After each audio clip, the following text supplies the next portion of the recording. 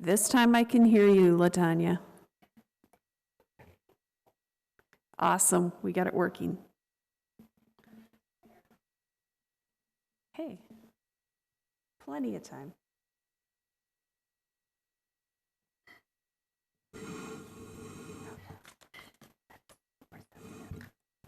Chair Stoppel, can you hear me? Yes, I can. Can you hear me? Okay, I think we've got it now. Awesome. Hey, and we've got 30 seconds to spare.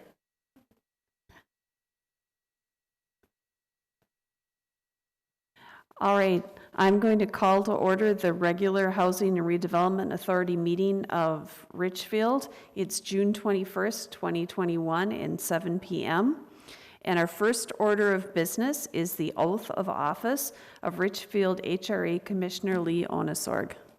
So I'm going to turn it over to City Clerk Sinning.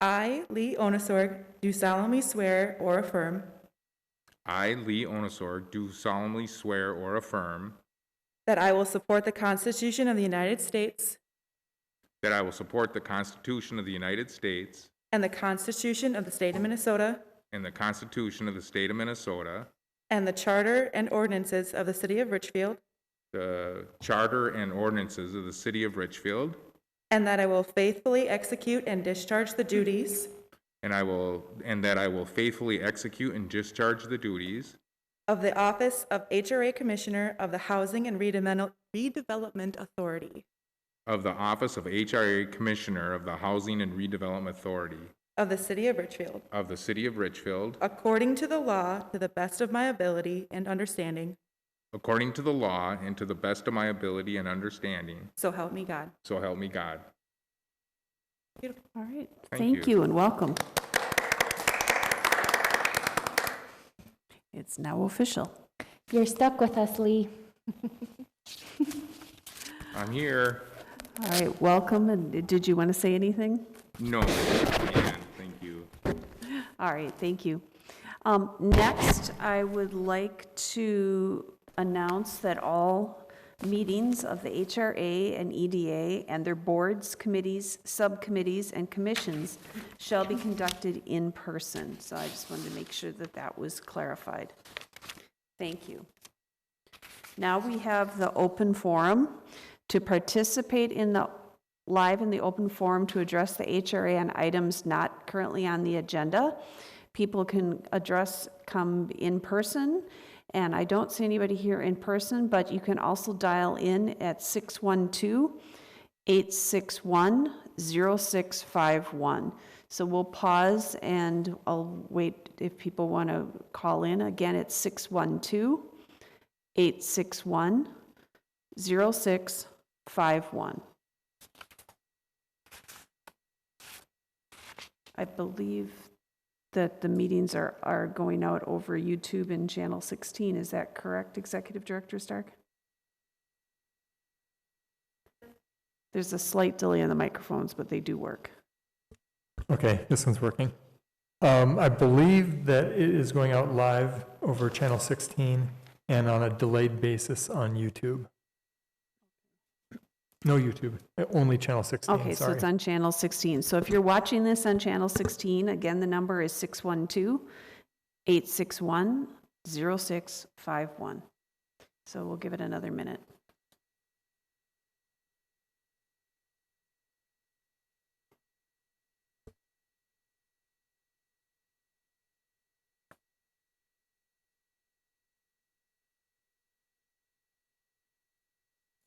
All right, Administrative Assistant Dubois, has anyone called in?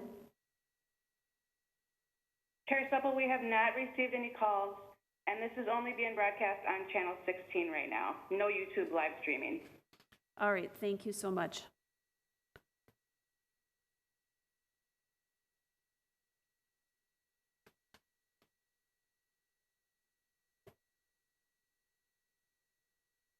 And we have not received any calls for the open forum as of yet. All right, well, if someone does call in later, please let us know, and I think in the interest of time, we'll continue on with our meeting. So our next item of business is approval of the minutes of the May 17th, 2021 Housing and Redevelopment meeting. Second. Approval has been moved by Commissioner Sandal and seconded by Commissioner Regan Gonzalez. Are there any additions, corrections, or clarifications? All right, now that we're in person, I believe we can just do a voice vote. So all in favor, please say aye. Aye. All opposed? All right, we've approved the minutes. Next, we'll move on to the consent calendar, and I'm going to turn it over to Executive Director Stark. Thank you, Chair Supple.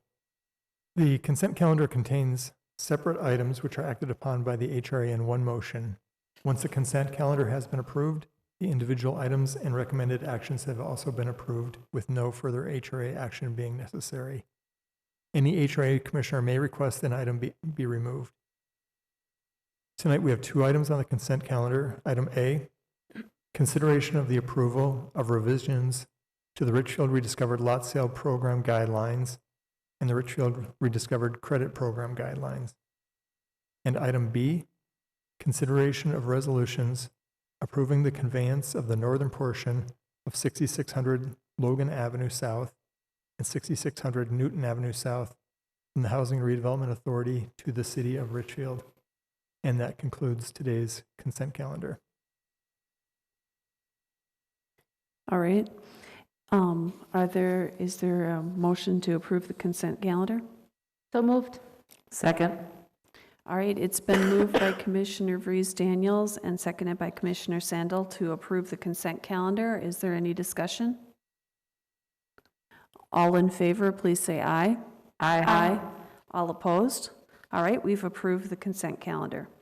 Next, we'll move on to item 3, which is consideration of a resolution supporting a tax credit application for a proposed multifamily housing development at 6501 Penn Avenue South. Executive Director Stark. Thank you, Chair Supple. And I would ask Housing and Redevelopment Manager Julie Urban to present the staff report. Chair Supple, members of the Commission, the development team of Boyclair Corporation and NHH Properties is proposing to redevelop the property at 6501 Penn Avenue South and 6500 and 6504 Oliver Avenue South with 63 apartments, including 15 units for people with disabilities. The HRA owns 2 of the properties, the one at 6501 Penn Avenue and also 6500 Oliver, and the developer owns the property at 6504 Oliver. Back in 2020, you, the HRA, approved a preliminary redevelopment agreement with the developer. The developer is proposing to fund the project primarily with federal tax credits, a mortgage through Minnesota Housing, and federal home funds. 100% of the units would be income restricted at a mix of income levels. The project includes the following components: a height of 4 stories on Penn Avenue and 3 stories on Oliver Avenue, garden space, raised beds, a tot lot, and a community patio, a parking ratio of 1:1, enclosed bike storage, a business center, community room, office, and fitness room, 32 bedroom, 17 3-bedroom, and 16 1-bedroom units. 48 of the units would be affordable to people earning up to 50% and 60% of the area median income. 8 2-bedroom units would have federal Section 811 funding, which would set rent to 30% of a resident's income and be targeted to people with disabilities earning no more than 30% of the area median income. Supportive services would be provided to these residents through Simpson Housing. 7 of the 1- and 2-bedroom units would be subsidized and affordable to individuals earning no more than 30% of the AMI. These would be targeted to people with disabilities or leaving shelters, with supportive services provided by the Department of Human Services. Applicants to these units would be from the Department of Human Services Coordinated Entry System. 8 of the units would be ADA accessible. The project has an additional gap of $1 million that the developer proposes to fill with tax increment financing generated by the new development. The city's financial consultant has determined that the project does generate sufficient TIF to fill this gap. More detailed financial information will be provided to the HRA at a future meeting, along with a request to create a housing TIF district. What's before you tonight is that the application for tax credits and home funds is due to Minnesota Housing by July 15th, and that application requires a resolution of support from the HRA, specifically identifying the tax increment that you would be considering. So there is a single-family home and a duplex located along Oliver Avenue adjacent to the site. And the developer has been in touch with both those owners, and neither are interested in selling to the developer at this time, but we would be expecting the developer to demonstrate how future phases could include those properties if they were to change their mind. There's also a blighted commercial property located to the south of the project property. To date, the owner of that property has been unresponsive to inquiries made by both the developer and the HRA. And also then in the event that that property would ever become available, we will expect the developer to show us how that could be incorporated into a future phase of the development. In terms of policies and support of this project, I would just point out a couple of things. The recently revised inclusionary housing policy does encourage both deeper affordability as well as larger bedroom sizes, and as well as accessible units. And this project is helping us to achieve all three of those goals. And in addition, the Metropolitan Council has determined that the city's share of housing affordable at 30% of the AMI to be 66 units. And so that gets us well on our way towards that share of affordable housing. Finally, the federal tax credit applications are very competitive, and they are funded based on how well a project scores and is in alignment with the state's qualified allocation plan. So what the developer has put together and what we're talking about today, she has done based on how to best meet that QAP and those goals, and to score well enough to be competitive, as well as to meet the city's goals. So it's a big thing to pull all that together, and I think she's done a good job to do that. So at this time, again, what we're asking is just for a resolution of support to submit with the federal tax credit application. There'll be several more opportunities to look at both the entitlements from the Planning Commission and Council side and the neighbors, and also for you to look more specifically at the numbers and the tax increment request. So at this time, if you have any questions, I can answer those, and the developer is also here in the audience. So are there questions? Okay, Commissioner Breeze-Daniels. Can you detail out, are there any other changes to the building since the last time you approved this? So, yep, you've looked at it at several different work sessions, and there was originally some commercial space on the first floor. Given the current economy, it was determined that's really not a very viable option right now to include commercial. That's also a little bit more of a challenge with the tax credit process and going with a building like this that is income restricted. So that is a change. There have been some adjustments to the site to meet things. The unit mix has been adjusted somewhat. It's a puzzle that has to be put together to figure out how do you score well, how do you make it work financially, how do you meet the numbers that we're looking for, and so and what's available in terms of those 30% AMI units. You have to seek other sources of funds to get those subsidies, and so the developer has done that. So putting all those puzzle pieces together, it is different. Those different aspects have shifted and adjusted. I think in spirit, it's similar to what we talked about last summer. Was the last time I think we came. Well, I guess we came back in November, didn't we, to talk about this project. All right, Thank you. any other questions? Just a comment, I'm really excited about this. I think, as you mentioned, it hits so many of our goals, and this is my neighborhood, and I'm super excited to see this built and maybe expanded upon again with those other areas. So very much looking forward to this. Well, and I think as staff, we feel it's an opportunity since we own this property, and then just given the market rate housing that's going on in the corridor, that this provides a nice balance to those two buildings that are going on. All right, Commissioner Regan Gonzalez. I would also agree. I'm excited about this proposal. And I just wanted to know, when would we find out if this project does receive funding? Thank you. That's a good question that I should have included there. I believe it's in December that we find out. Yeah. Okay, So, and thank you for coming. That was my only question. thank you. All right, Commissioner Sandal. Thank you, Chair. The one thing that I think is really a plus for the community is having 32 bedrooms and 17 three-bedroom Yes. units added to the community. That's like gold. That's so great. All right, Commissioner Oneswald. Yeah, I just want to reiterate the fact that having the 15 accessible units like that is just spectacular. All the mix of it, everything's working really well on it, so I'm all for it. All right, okay, go ahead. And the developer had a comment?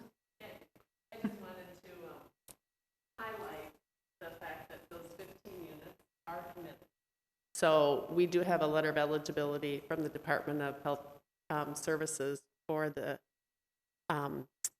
continuum of care units, which are the high priority housing, and we have committed funding for that through housing support through Simpson. So the funding is committed, and then the S811 units, we do have a letter of eligibility from the state. So as long as we fully fund the project, we are fully committed for those 15 units. So they're not proposed right now, they are committed to the project. Thank you, and thank you for all the work that you've done on this. Did you have any follow-up questions?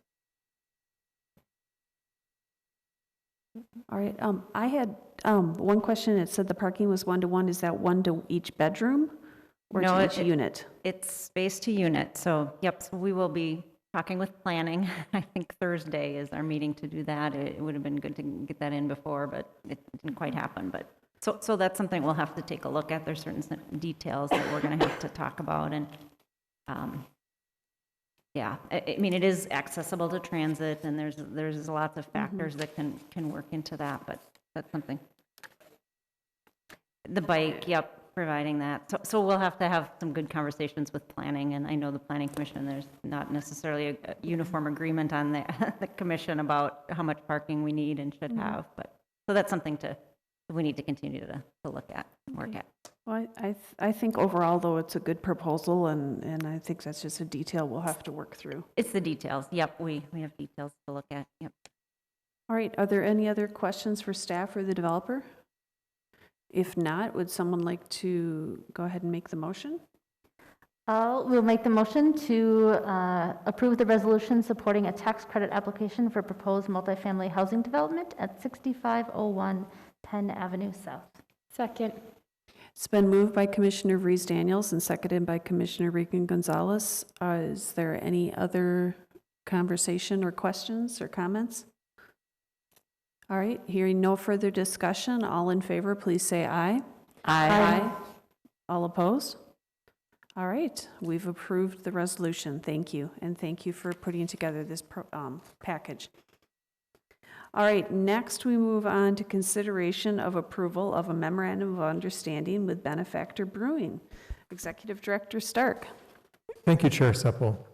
Staff has been in discussions with Benefactor Brewing since October of 2019 regarding their desire to open a restaurant with a brewery and tap room on the Lindale Gardens site. The site we're talking about is directly north of the Lake Winds Cooperative Grocery Store. It's a site, this is a use, that most frequently arises in community discussions of desired businesses in the community. Several years ago, the Hennepin County Housing and Redevelopment Authority provided funding to assist in the redevelopment of the Lindale Garden site. While some of that funding, approximately $350,000, has been forgiven by the Hennepin County HRA, the remaining principal is $500,000 and is secured by a mortgage on the property. Due to the high cost of restaurant and brewery equipment and the extraordinary cost of materials and labor at this time, Benefactor would only be able to pay somewhere in the neighborhood of $400,000 to $500,000 for the property. And this is something they've figured out, by doing a pro forma and really backing in then to what the land value they could support. So after the current, if they were to pay $400,000 to $500,000, after the current owner repays the $500,000 mortgage, it would result in no sales proceeds or even a loss in selling the property.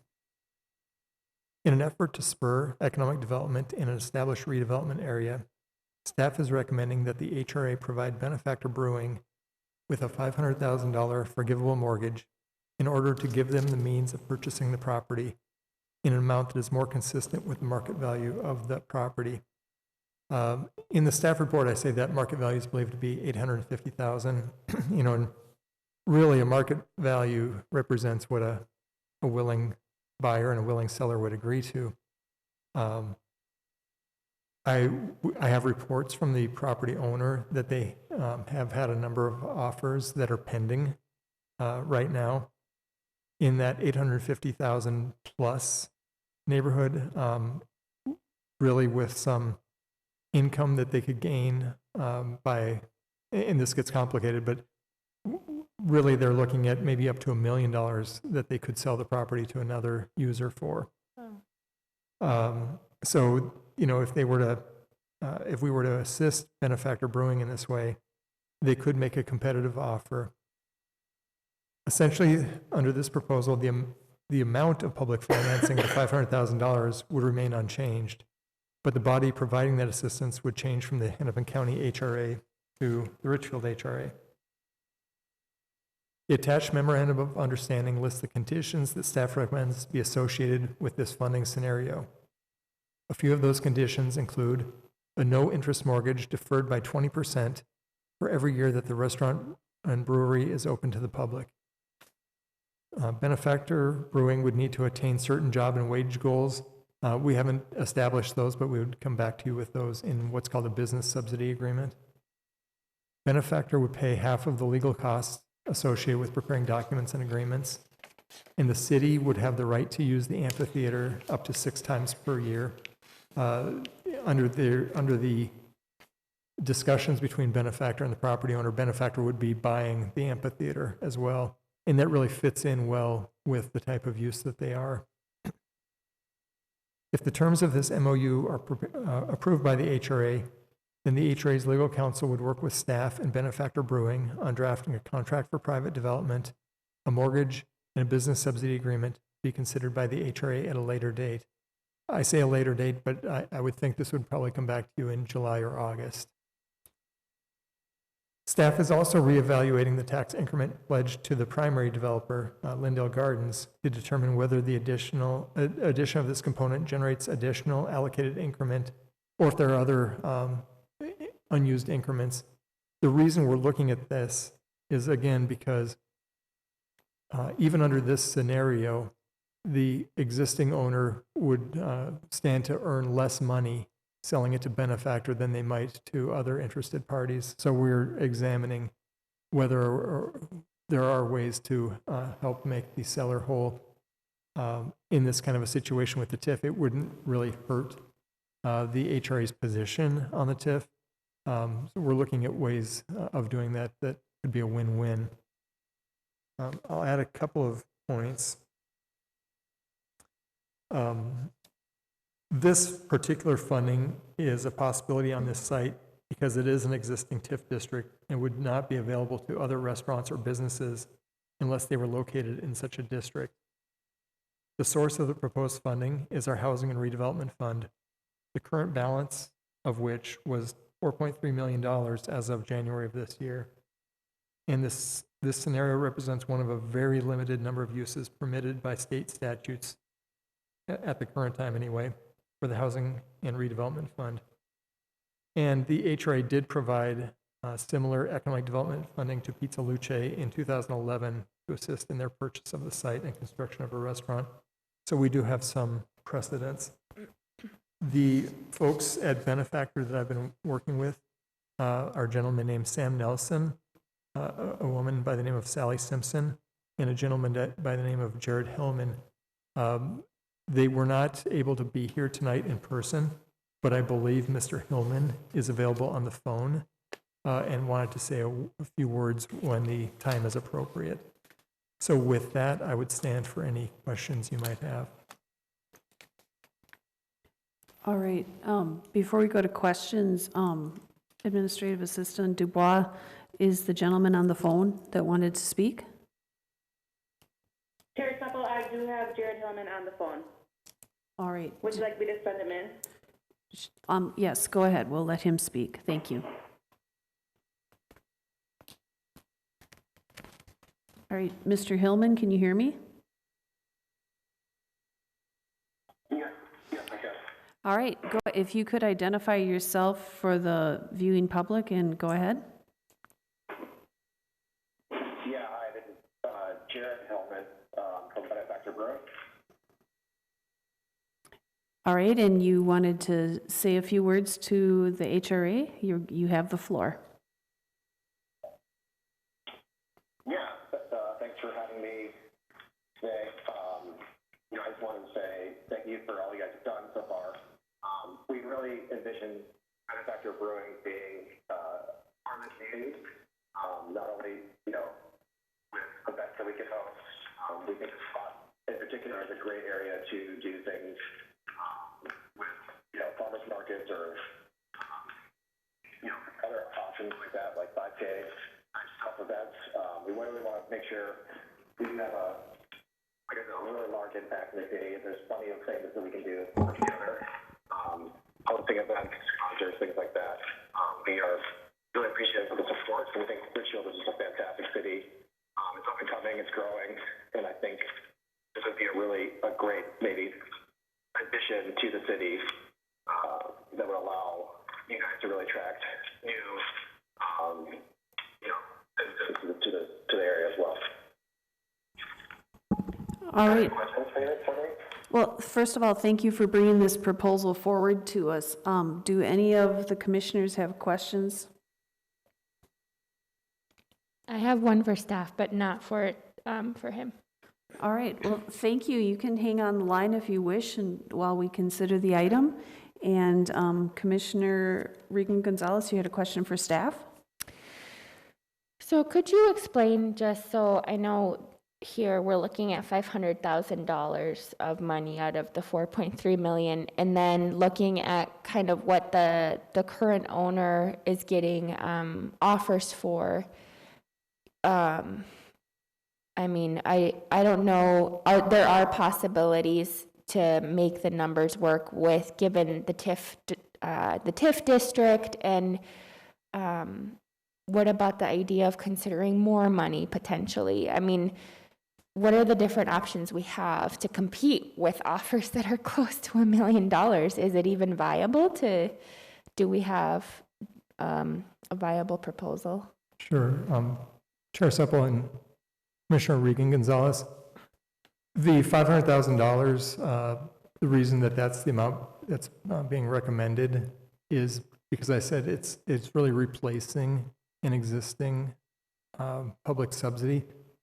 It would be possible for the HRA to go further than that and to provide a larger mortgage. As I said, we are examining the TIF district and whether there's additional monies that could go to the property owner. As of right now, we have identified the possibility of providing maybe in the neighborhood of $100,000 additional to the existing property owner by modifying the interest rate that they're being paid on the TIF note. That would possibly extend the life of the TIF district, but would not otherwise be a financial burden or impact on the HRA. So those are the methods that I'm aware of. Thank you. Are there additional questions? Commissioner Vries-Daniels? Thank you. So you mentioned there's a limited number of other things that we can spend that money on. Can you remind everyone what that limited number of things are? Just to... Right, and thank you, Commissioner Vries-Daniels. And I'm going to give a report a little later that might change all of this. But under the current law, we can use it to acquire substandard properties. We can use it to pay for improvements, like utilities improvements, or other kind of quasi-public improvements within a redevelopment district. We can use it to reimburse a developer for construction, some construction costs, again, within a redevelopment district. Right now, we cannot use it for, under the current rules, for affordable housing. We can't use it for our programming purposes. I'd mentioned that the current balance is $4.3 million, but this is pooled TIF. And if you recall, we gave a presentation last October where we stated that this pooled TIF is really coming in fairly healthy amounts. And we believe that by 2026, the cumulative balance of that would be closer to $10 million. And so it is a funding source that we feel comfortable recommending, even if we were to find other uses. The amount that we have available to us does not leave me with concern of overspending that fund. You answered my next question too, so thank you. All right, additional questions? Commissioner Regan Gonzalez. So you had said that it is possible to put in additional money over the $500,000, possibly. Yes, that would be something that the HRA could do. And so I know that a brewery is a use that we don't have in Richfield, and I know it's something that we're interested in. And one barrier to development and redevelopment in Richfield is the cost of redevelopment that we have in our community, because it is redevelopment, because of the locations. And then the other issue is the size of the lots and the type of land and space that a brewery needs to operate. So when you look at those things, I just wonder, and I don't know if you know this, but how many other possible lots, and I guess HRA lots is the first question, but lots across the city, would be a viable brewery location? Thanks, that's a great question. About 2 years ago, we were working with a different brewery that wanted to go into an existing building or possibly construct new. We spent a great deal of time trying to identify some locations. At that time, I think we had identified 2 or 3 potential locations, none of which at that point in time were new construction. They were all existing buildings. And I would say none of them were ideal. There are a lot of peculiarities with a brewing company. They have to have very high doors and high ceilings that many existing buildings don't have. And they have to have kind of extraordinary plumbing needs that, again, a lot of existing buildings can't provide. So it's a very unique kind of use, and I think very few sites would work for it. So I guess, and I don't know, I know we have a very specific thing in front of us right now, but I'm just wondering, what is the overlap of all these different things coming together look like? And in the future, or with this property or this opportunity or something in the future, given how we can use this pooled TIF, and given some uses, maybe there's other uses in addition to a brewery, where we can say, hey, put a call out to community and say, we're looking to add new uses that fit within the confines of this pooled TIF, and maybe it means we do spend, more than the HRA would normally, because we are adding new uses that our city doesn't have. So I don't really know if that's something that we can consider in the future, but given how this pooled TIF is growing, and given the uses that we don't have in our community, and the unique issues that Richfield faces with the type of properties we have available to the HRA and to the city, I guess it's maybe more of a broader question possibly, but I'm also thinking about it in the context of this site. Yeah, and I would just answer that by saying, Ms. Urban and I have talked a little bit about this same kind of thing, and it's been our plan really since last October, since we'd presented that Housing and Redevelopment Fund report to you, to come back with a second, I don't know if report is the right word, but some strategies on how to use the Housing and Redevelopment Fund. And what you're talking about is something we would certainly consider in those strategies. Cool, thank you. All right, thank you. Are there other questions or comments?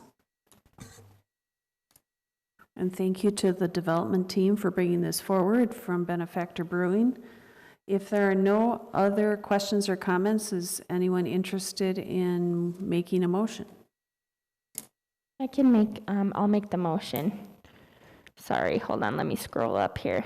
To approve the attached memorandum of understanding and the terms there within with Benefactor Brewing, and to direct staff to draft a contract for a private development with Benefactor Brewing, draft a mortgage with Benefactor Brewing, draft a business subsidy with Benefactor Brewing, and reevaluate the tax increment to be generated in the Lindell Gardens Tax Increment Financing District to determine the potential of increasing the pay-as-you-go tax increment financing note to Lindell Gardens LLC. Second. All right, it's been moved by Commissioner Reagan Gonzalez and seconded by Commissioner Sandall. Is there any further discussion? Commissioner Daniels. I just, you know, when I first read this, was not thrilled about it. I don't like the idea of intervening with the public space of selling it to a private, but I love the idea of having a brewery. I know it's been something we've been talking about since, you know, as long as I can remember on the Planning Commission. And so thank you for the additional context about the funding. I think that is kind of the tipping point for me of knowing that this is growing and we have limited uses, and actually putting money behind where we want to see our community grow is really important. So I'm in favor of it. All right, other comments? Commissioner Reagan Gonzalez?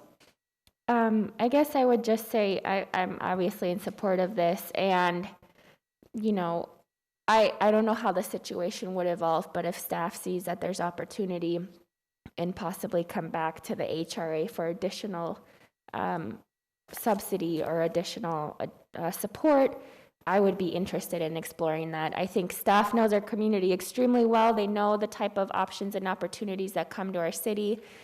This location is a prime location. It's right there where that amphitheater is. It's an amazing kind of area where we have arts, music, food, community, and something like that could really kind of catalyze that neighborhood and the city overall. And staff knows those type of opportunities when they come by. So I guess I would just kind of open it to that in the future for myself. All right, other comments?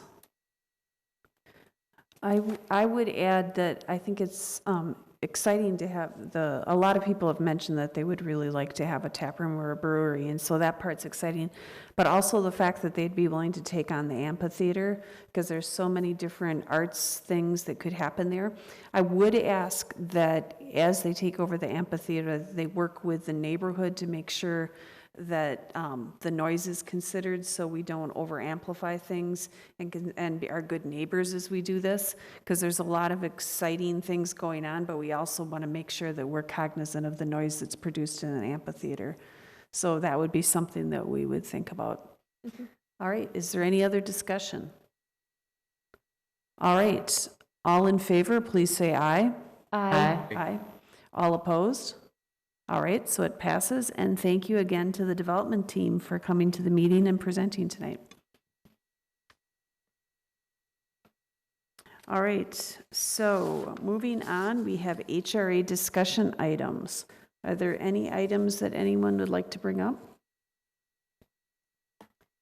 All right, Commissioner Reagan Gonzalez. I guess just after having this Benefactor Brewing item, I would be super excited to hear from staff, and it sounds like that's the plans of how to use that pooled TIF money. We continue to be in a period of growth and redevelopment. You know, we go in waves, and we'll be setting the future for the next, 30, 40, 50 years, and now is a great time to kind of see what resources we have and think of using them creatively, and our staff does that best. They do an excellent job of thinking outside of the box, so I'm just excited for that pooled TIF conversation. All right, other discussion items?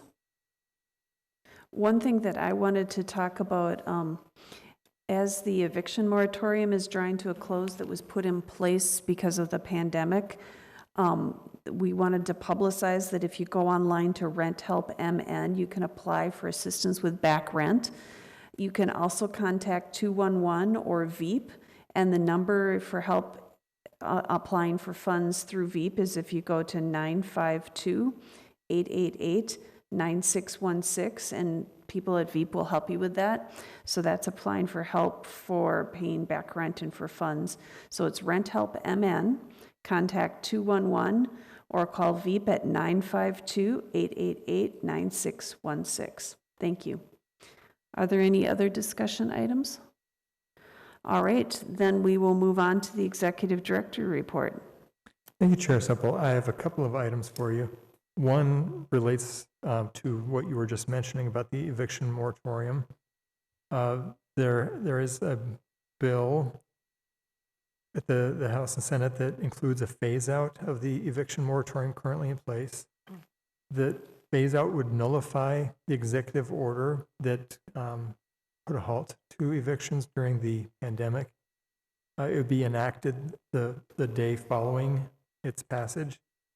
I would require landlords to give a 15-day notice to tenants of landlord's intention to file an eviction.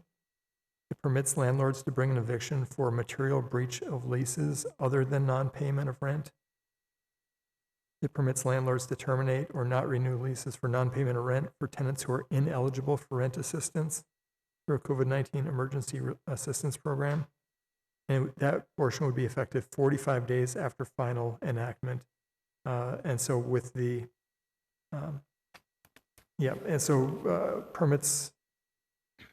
this permits landlords to evict tenants for non-payment of rent only if they're ineligible for those kinds of rental assistance effective 70 days after final enactment.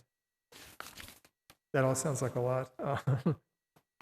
It essentially returns to a state of pre-pandemic eviction rules 105 days after an enactment. So there's that. I have some news on special legislation. Probably for 4 years now, when the city has had our annual legislative breakfast, I've been talking about how restrictive the use of TIF funds are and asking our legislators for some kind of assistance in broadening that use. And every year we gain a little traction. This year, Julie Urban wrote some language for special legislation that has made it through. We proposed special legislation this session that would allow us to transfer pooled tax increment from the Housing and Redevelopment Fund into our Affordable Housing Trust Fund. A compromise provision was included as part of the omnibus tax agreement by the House and Senate leadership and the governor last week.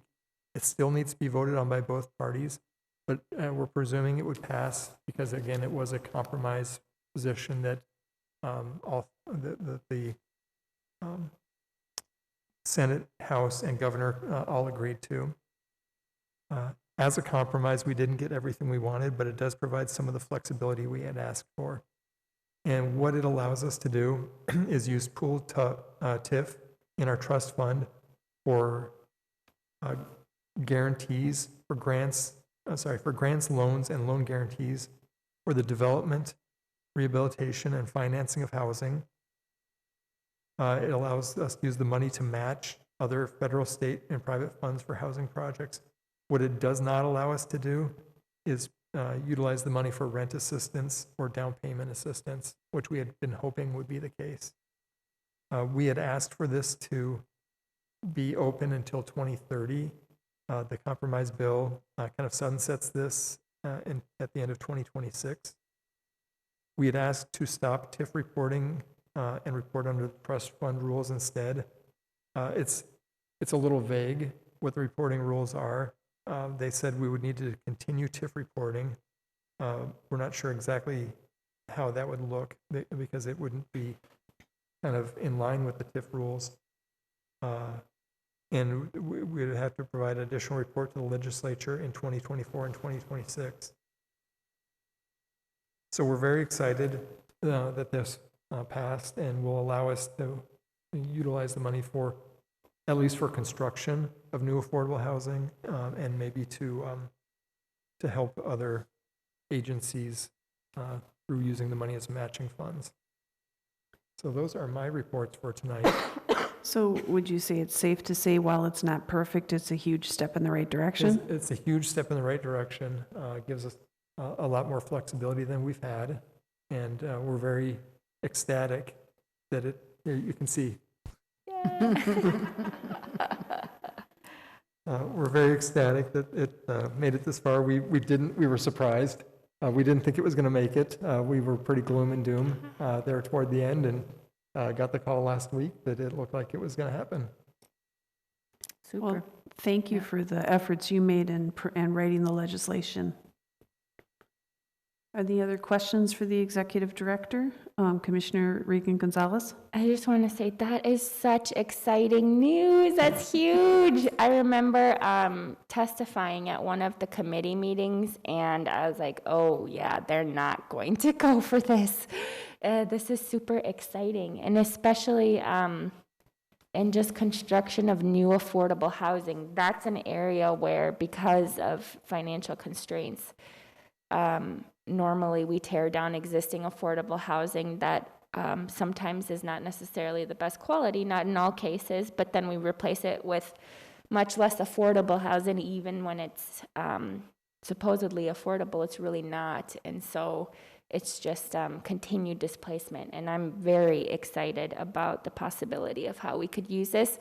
Even how could we use it to fund housing diversity and housing options that are affordable for homeowners and renters, different sizes and types of housing in, weird small little lots that we have across the city, because they do now become possibly financially viable because we have this funding where we can really do some really neat creative projects to advance our city goals. So I'm super excited. Congratulations, and a huge thank you to our staff for leading this. This is a very big deal, and I'm really glad that we've gotten this far. And if we can get this approved and move forward, what an awesome goal would it be to say, listen, here's what we did.